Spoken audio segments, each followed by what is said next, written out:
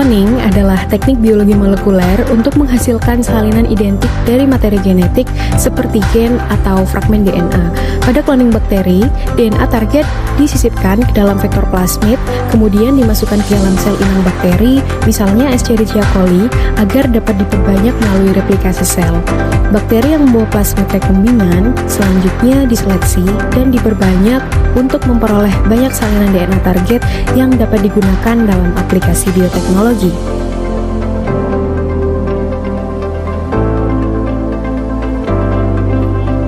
Praktikum ini memiliki 3 tujuan utama.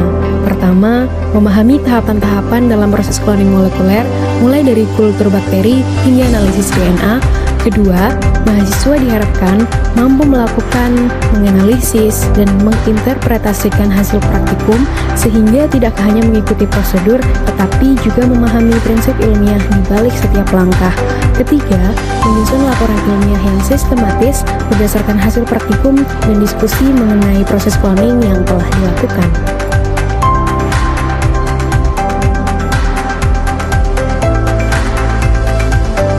Dalam praktikum ini digunakan berbagai alat laboratorium yang mendukung setiap tahapan cloning.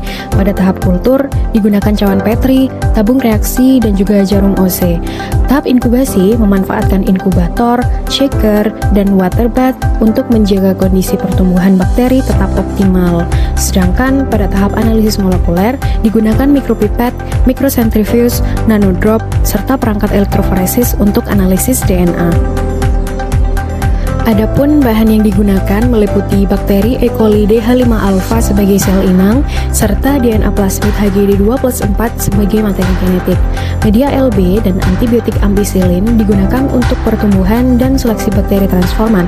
Selain itu, digunakan berbagai buffer seperti FAPD1, FAPD2, dan FAPD3 untuk proses isolasi DNA plasmid.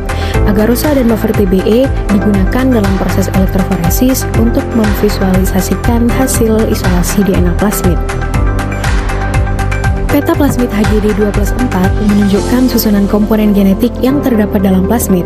Di dalamnya, terdapat origin of replication yang memungkinkan plasmid bereplikasi di dalam sel bakteri, serta gen resistensi antibiotik sebagai penanda seleksi. Selain itu, terdapat elemen regulasi seperti promoter dan terminator, serta bagian konstruksi gen yang menjadi target dalam proses cloning. Pemahaman peta plasmid ini penting untuk mengetahui posisi dan fungsi setiap bagian DNA yang akan dianalisis.